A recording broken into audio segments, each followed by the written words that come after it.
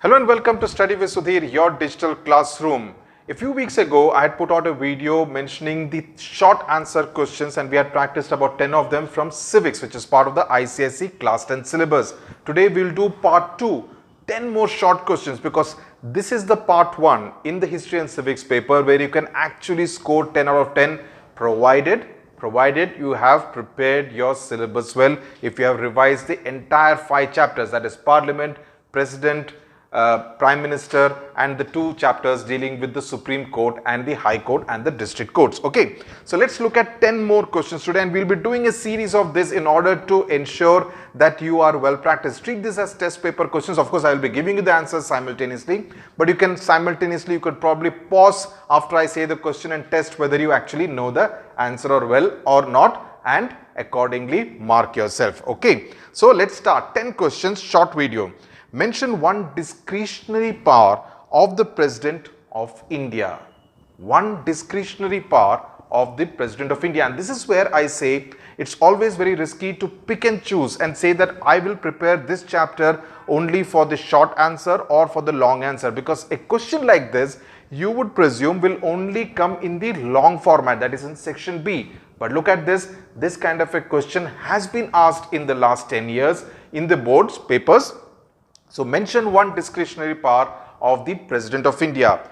The discretionary power would be to appoint a new Prime Minister in case of the sudden death of the incumbent Prime Minister, when the legislature party or the parliamentary party is unable to meet immediately to elect a new leader. This happened in 1984 after the assassination of Prime Minister Indira Gandhi, when her son Rajiv Gandhi, who was not a member of the Council of Ministers, he was only the General Secretary of the Congress Party, he was sworn in by Gyani Zail Singh, who was then the President of India, as the Prime Minister of India. This happened on the evening of 31st October 1984. Quite a momentous day in Indian current history.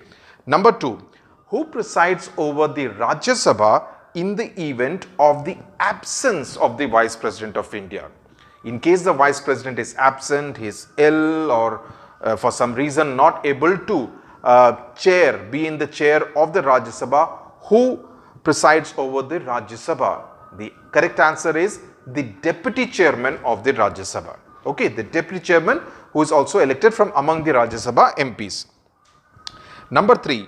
Mention one way by which the authority of the Prime Minister of India can be checked.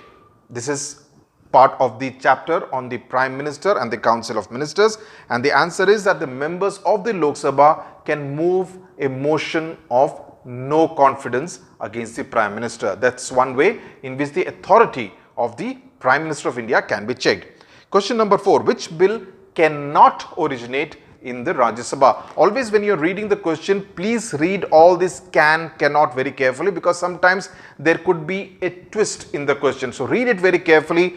You wouldn't want to lose that 1 mark or any mark because you were careless in reading the question. Okay. Which bill cannot originate in the Rajya Sabha? The answer is Money Bill. Number 5. Why are elections in India held by secret ballot? That's an important question, and how you phrase your answer is very important, because obviously you cannot write a single word answer. Money Bill can be written as a single word. You will get, as a just Money Bill, not as a full sentence, you will still get the marks. The elections in India are held by secret ballot so that a voter can indicate his choice of candidate in favor of a candidate without any fear and obviously in total secrecy. So fear is the operative word, secrecy is the operative word, in favor of a candidate is the operative word. So always, of course these are keywords also, but always remember this so that you can construct your sentence around it. Name the official procedure. Question number 6. Name the official procedure by which the President of India can be removed. This is part of the President of India chapter. We have discussed that in great detail in the video lessons. All the video lessons are there in your civics playlist. Any doubts on any topic, any small point, please refer to the video lessons. They're all out there. And the procedure is called impeachment. Okay. How does the impeachment process take place? That can come as part of a long format question from the President of India chapter. So please understand this procedure very, very well. 7th question. Which body formulates the foreign policy of India? Now, Here it is essentially the cabinet, because the cabinet consists of the senior ministers who aid and advise the prime minister.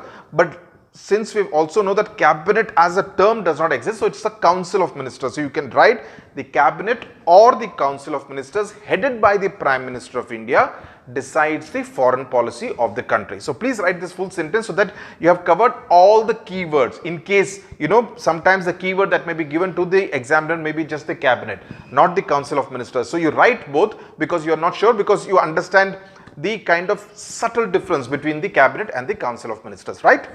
Any doubts? Refer to the video lesson. When can the Speaker of the Lok Sabha cast his vote? This is an important question. The Speaker of the Lok Sabha usually does not cast his vote unless there is a tie.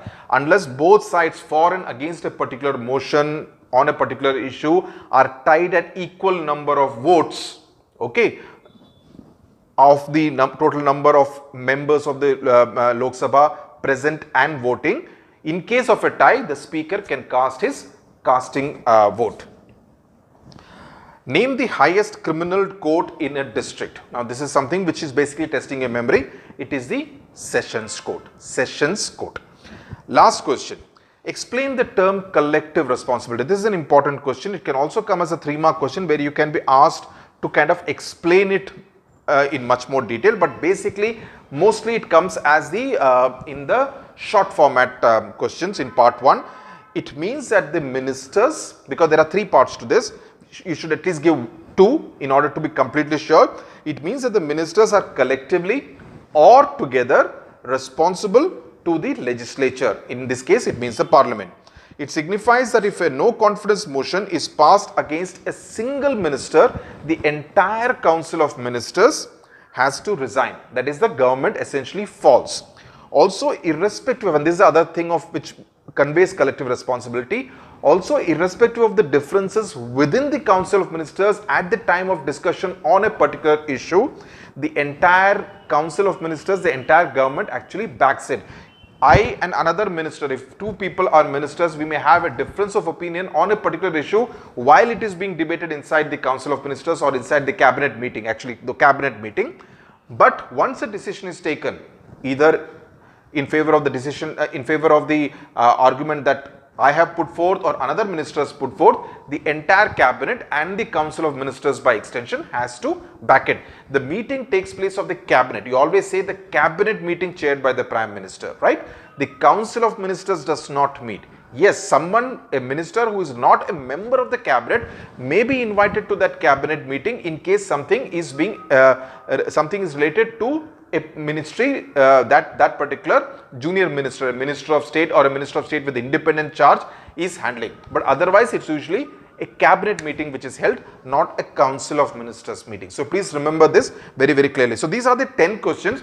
We'll continue to do this series as far as the short format is concerned. We'll also look at the long format, but short format is where you can actually get that 100% marks. So you should really focus on part 1 so that 30 marks is really taken care of in a very comprehensive manner.